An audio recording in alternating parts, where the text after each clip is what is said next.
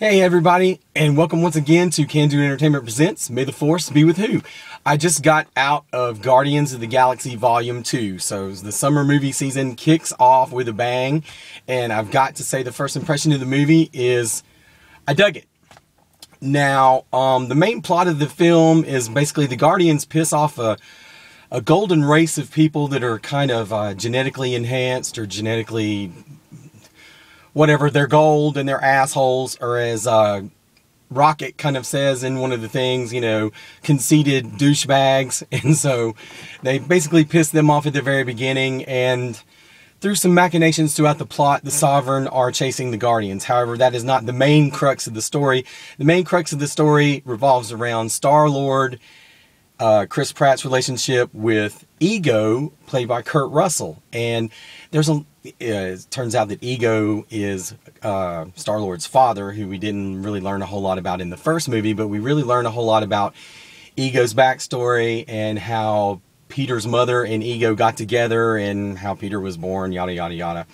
And family plays a really strong bit in this film, between the byplay between Peter as Star-Lord and Ego. Then there's also the plot line between Nebula and Gamora going back on. You know, they are sisters, or they were, you know, both adopted sisters of Thanos, and, you know, their love-hate relationship going back and forth. Have to say that the real standout in the film, it's very funny. Dave Bautista has come just a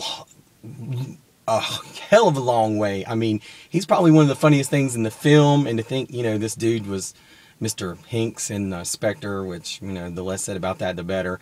And, you know, as all of us wrestling fans know, you know, Batista wasn't exactly great at cutting promos, but his comic timing in this movie is awesome.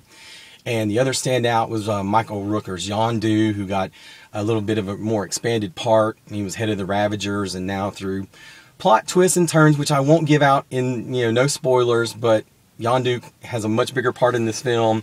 So Yondu and Drax were the two biggest standouts. You know, the Baby Groot stuff is cute. Rocket has some good funny lines. There's not as much action as was in the first. Like I said, the main plot of the story revolves around Ego and Peter's relationship, and I'm not going to give any spoilers away, but, you know, you think that the Sovereign, the gold people that are chasing the Guardians, are the villains of the piece, and no.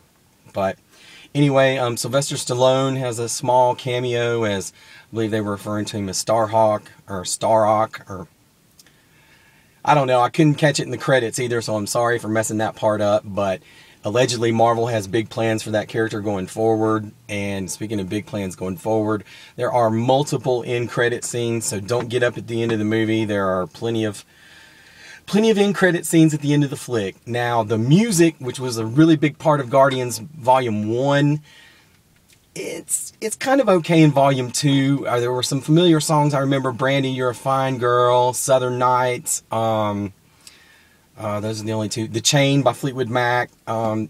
It was okay, but it didn't really have that, you know, kind of standout thing like they did in the first soundtrack with the Ooga Chaka, Hooked on a Feeling. But the music was alright, but still, it was a good flick. It was enjoyable, it had humor, it had some kind of emotional parts towards the end, too. Like I said, family is a very big central theme in this film. So, I enjoyed it. I enjoyed the hell out of it. It was funny. It had good action.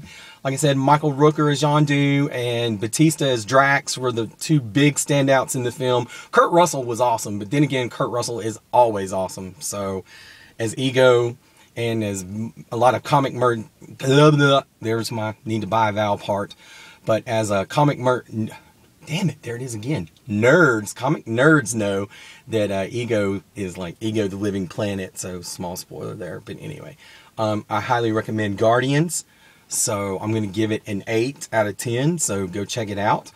Sorry I've not had a lot of videos up. I've been extremely busy lately between work and the band. And speaking of the band, we are playing a bonus show tomorrow night at the Dugout in Hendersonville. So if you're local to Western North Carolina, come and check us out at the Dugout in Hendersonville. And as always, you can check out League of Fools on our YouTube channel, League of Fools, and also on our Facebook page, League of Fools Band on Facebook. All right, so I'm going to try to get some not individual reviews of the season so far of Doctor Who up. I'm going to do kind of like the season so far, because I just got Sling TV and I've had to go back and watch the first 3 episodes. So I'm going to do a kind of where we are now this far into the season video on where we are in season 10 of Doctor Who. And I'm finishing up Thrawn, so I'm going to do a review on that for Star Wars book review. And like I said, I'm sorry I haven't had a whole lot of videos up lately. But anyway, Guardians of the Galaxy Volume 2, give it an 8. Go check it out. And until next time, may the Force be with you.